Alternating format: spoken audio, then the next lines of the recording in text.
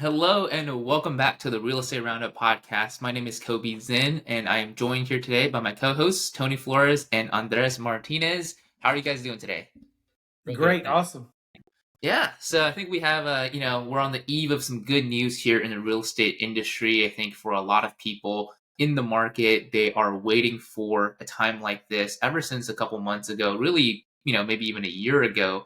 And that is something that has been in the news lately, and that is the interest rates potentially dropping down even more, making homes more affordable for a lot of people. So, this is going to be our discussion for today. And I'm really excited to kind of talk a little bit about that with you guys and have you guys share your opinions on different ways to make homes more affordable and what's going to happen here in September going into the fall and the rest of 2024. So, Andres, why don't you start us off here for today and just start digging into, your analysis of what's going to happen here in the next maybe week or so in September as far as the interest rates going, because I know we were talking a little bit here before the show about that. So I know as real estate professionals, any meetings that the Fed have or any notes or any information that they can release, uh, we've been trying to gather as much information as possible. As far as last Friday, we did get some news that it's highly likely, and I'm saying highly likely, that we're on the eve of interest rates being lowered. How much? For the most part, most people were predicting like 0.25%. There's even a thought that it might be a little bit more aggressive than that. So that's actually great news. What we know is there's a lot of people that are on the sideline that, due to interest rates, they're not able to afford the monthly payment, right? When interest rates went up, monthly payments went up $200 or $300.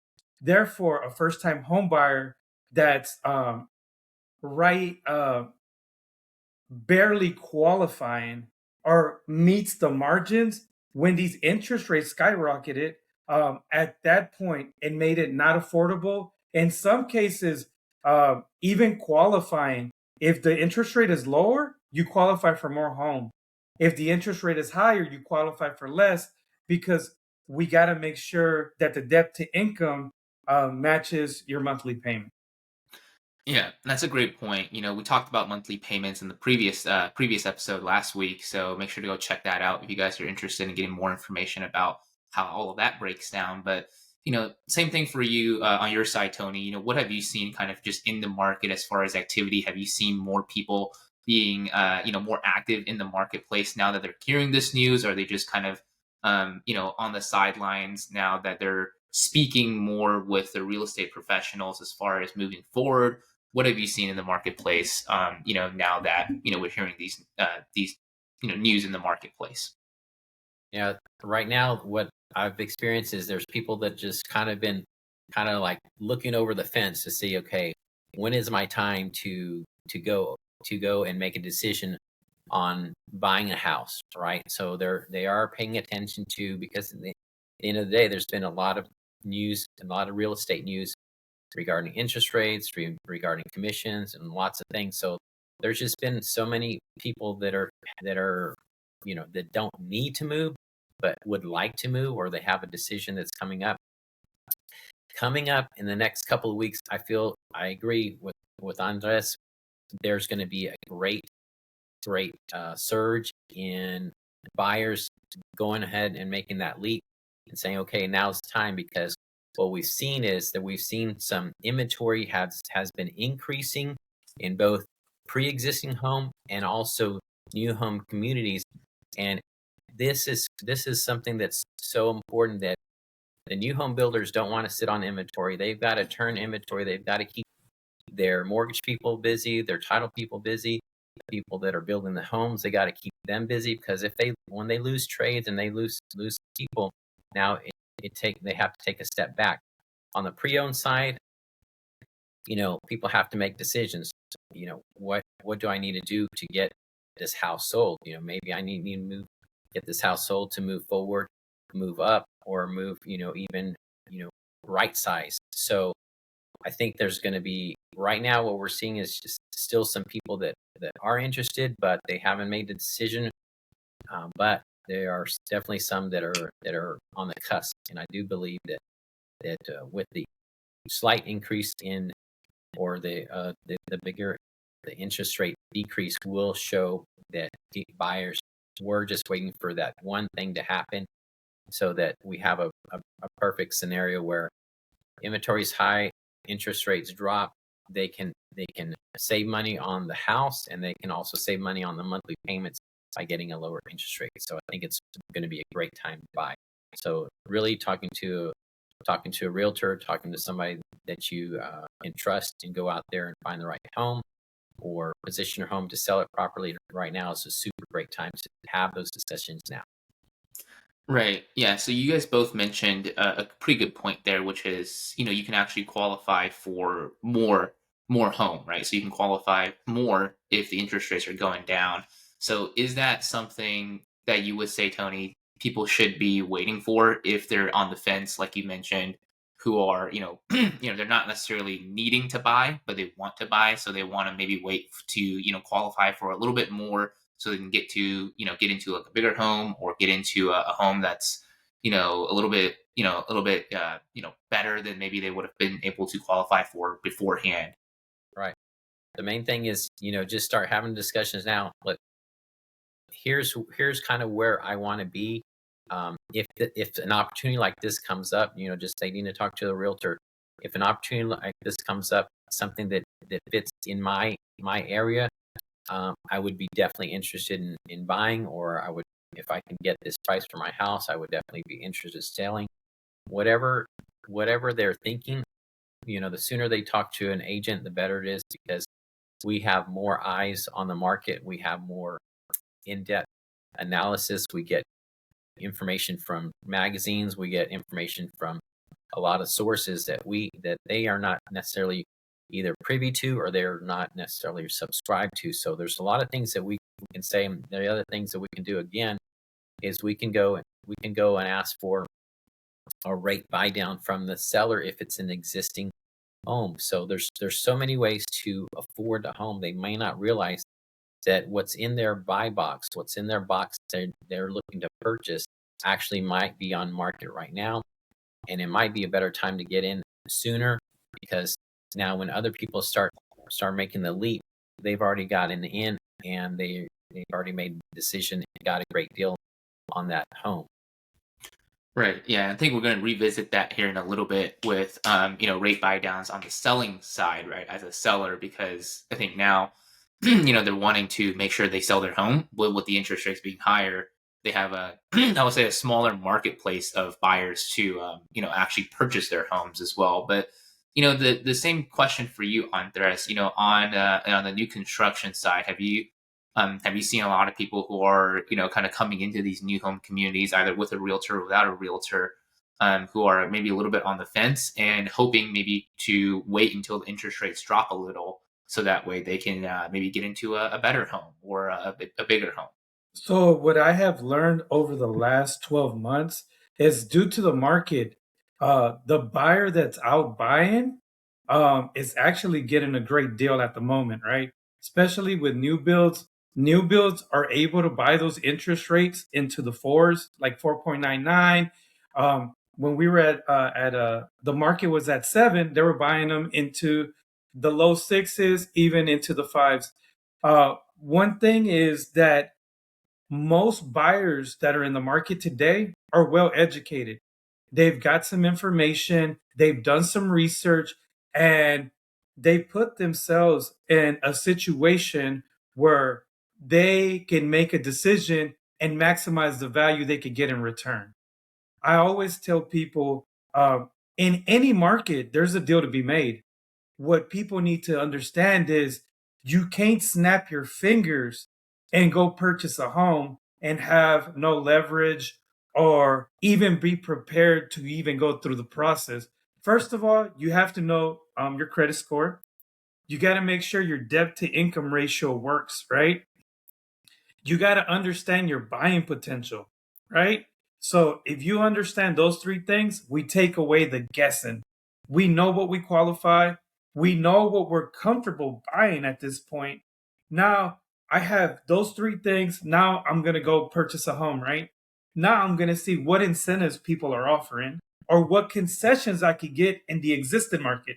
Because I could like a home in the existing market and I can maximize those concessions. When interest rates lower, right? When they start to drop, what I know is those concessions I could get in the existing market are gonna reach me a little bit. They're gonna reach me a little bit more because I'm gonna be able to buy down that rate even more at a lower price, right? At a more affordable price, right? So that money is gonna stretch. As far as when I'm in the new build, we know that prices haven't increased, right? Uh, Prices have stayed pretty level, and I know I'm going to be able to get a rate buy down, and therefore maximizing my incentive and my purchase.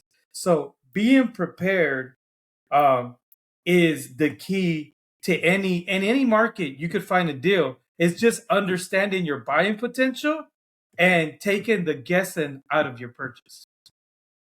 Right. So you mentioned concessions, right, from the sellers. I think that is pretty important as well, as far as getting it, being able to get into a home, right? Especially when things are a little bit tighter on the market, right, with rates the way they've been. So my next question is is for you, Tony. Having worked with sellers, right? What are you seeing as far as, should the sellers out there, should they be trying to buy down the rate for potential buyers so that way they can actually get into the home? Should they be offering, are you seeing sellers maybe offering less concessions, or predicting that they might offer less concessions as rates drop, because they understand that in the market, buyers are able to afford more home with, whatever they can qualify for? Yeah. So when I do a consultation with the seller, I'm trying to gauge if they're open minded to do different strategies which position their home to sell it at really at the peak of what they could sell it for, the potential. It does depend on, even within our metro area, it depends. There are certain segments of the neighborhoods that are selling faster than others. For instance, I'll do when I do my consultation, I'll look at the comparative market analysis we call the CMA. I'll not only show what homes have sold in the last 6 months, I also show what's on market currently right now. Because at the end of the day, anyone who's putting eyes on their house is also going to be putting eyes on the existing home inventory at that time. So I'm going to say, okay, in 6 months, this area that I pulled, which includes your home, in the last 6 months, they've sold, say, 14 houses, right? And what's on market right now? What's on market right now is 20 houses. What does that tell you? Okay, it tells you you're going to be number 21.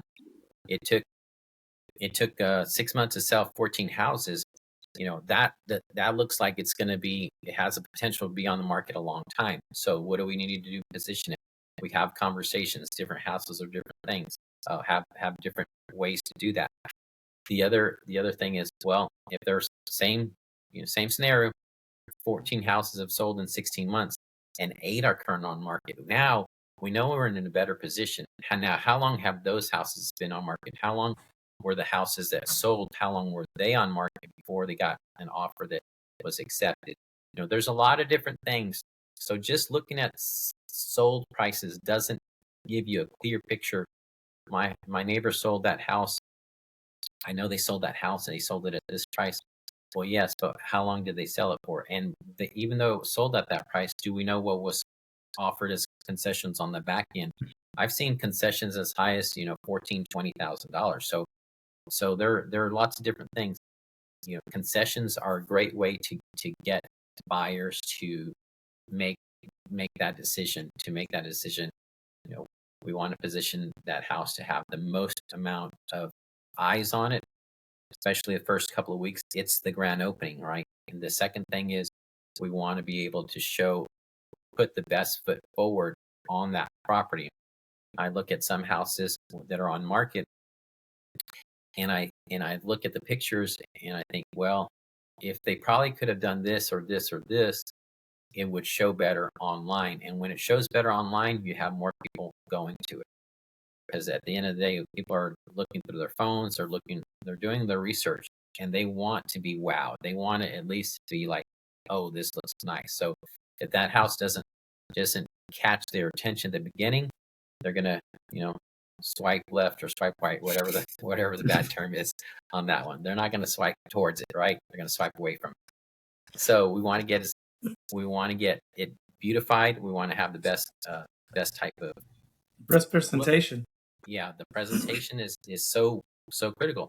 I mean, when you go to a restaurant, you open up the menu, you're going to look at those pictures and say, "Ooh, that looks good," right? So you want to have that house that stands out. Get as much push advertising on it, and then do something different on the inside as well, because we want to hit all those things at the beginning, because we want to get those offers at the beginning of the when it's on market. So all those things, there's so many different things we can do, and and then when we start with the negotiations, sure, is the seller open to offering something? Because at the end of the day, the buyers want to feel like they won.